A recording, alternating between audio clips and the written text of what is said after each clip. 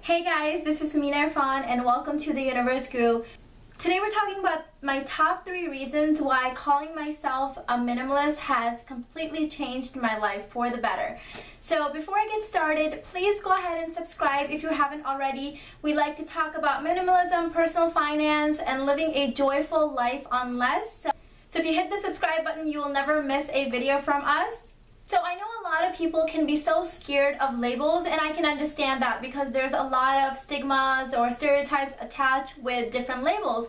And so I can understand people being hesitant with labels. And I've noticed that when we get clients or even people joining we have a local minimalism meetup group here in Houston, and a lot of times people will say things like, "I'm not a minimalist, but..."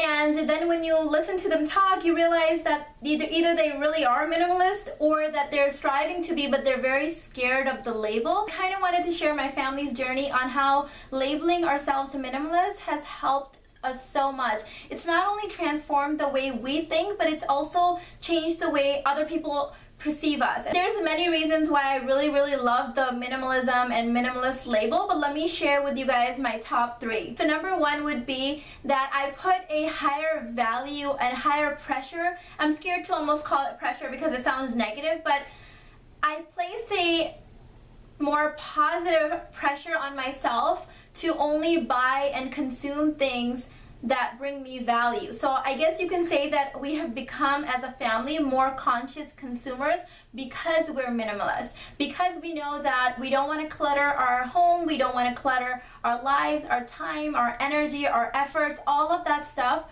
We're very critical. Before we go ahead and buy that thing, we think, do we have something like it? Do we really need it? Is it replacing something else? Are we going to be getting rid of something else? And that way we're not placing a huge burden not only on ourselves, but we're becoming conscious consumers, which in turn helps the environment. It helps everything. I mean, who doesn't want to be a more conscious, intentional spender, right? My husband and I joke with each other all the time where if we say something that's not very minimalistic, we say to each other, well, that doesn't sound very minimalistic. And it's kind of like a checks and balances system to make sure that we're keeping on track with our values and the lifestyle that we have chosen for ourselves. And I think it's been a lifesaver. So if you are hesitant from calling yourself a minimalist, you might want to rethink that, because it just changes your mindset so much and helps you stay focused and intentional and more mindful in your everyday life. And our number 2 reason for why we love calling ourselves minimalist is because others have way less expectations of you. For example, if you're hanging out with people, instead of them questioning why you don't have the latest iPhone 7, they might be surprised that you own 2 cars and live in a full-size house if you're a minimalist. So it sets a whole different standard of expectations, and we rather take the time to explain to people that minimalism is not about owning a certain number of things. It's about, it's a tool that you can use and utilize. We rather have that conversation than be explaining why we're not buying the iPhone 7 or why we're not wearing the latest, trendiest clothes. I just like that people have much less expectations of us. And my kids have reported this too. My 6-year-old loves this superhero shirt that he has, and he loves it so much that he wants to wear it at least once a week. Now, he has other shirts that he can wear, but he really loves this shirt. And a boy at school said, "How come you're always wearing that shirt?" And he didn't know what to say, so he said, "Because I'm a minimalist." And the kid was confused and walked away. And my 12-year-old has had similar experiences, so I know that the kids are really taking ownership of this, and it's an easy way for them to explain things. My 12-year-old said that a kid at school asked how come he didn't have a cell phone, and he said, "We're minimalist, I'm saving for my college education instead."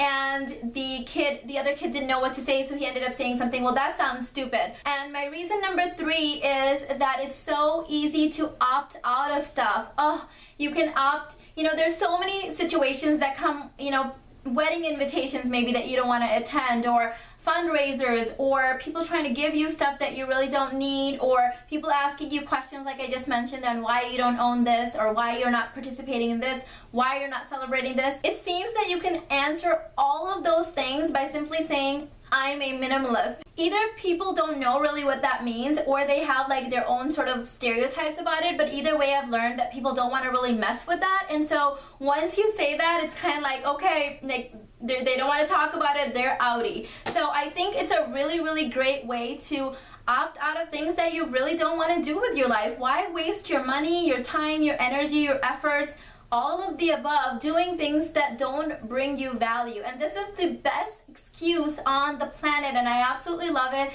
No shame in my game. I use that excuse all the time, even if it has nothing to do with minimalism. If I don't want to attend something, I don't want to participate, I say, sorry, I'm a minimalist, I can't get to that right now, maybe in the future, and then it's the end of question. My son actually made that observation as well. He said that he's able to opt out of a lot more things with that as well, because he said that a lot of people use religion as like their belief system to opt out of a lot of stuff and nobody questions it. So he decided that he was going to do the same thing with minimalism. And even if his friends don't necessarily understand it, as soon as he says like, that's against my beliefs, I'm a minimalist, like people don't really want to touch that. So it's a really great way if you're not a confrontational person, if you don't want to really have to give like these long, lengthy excuses of why you don't want to do certain things. Just say, I'm a minimalist, it's against my beliefs, and just, that's it. It's the easiest way. And like I mentioned, my family has no shame in rocking that label and making it our own and using it to our advantage to not be pressured on doing things that we don't want to do or buying things that don't serve us. And so I encourage you, if you're afraid of that label, to use it if you need to use it. If you know, it's a tool, so make what you need to make of it, and hopefully it will enhance your life like it has enhanced my family's life. Let me know in the comments below one time that you guys have used minimalism as an excuse to get out of something, or if you plan on using it in the future now that you've heard our story and how we use it. I would love to hear back from you guys. I'll catch you guys later. Bye.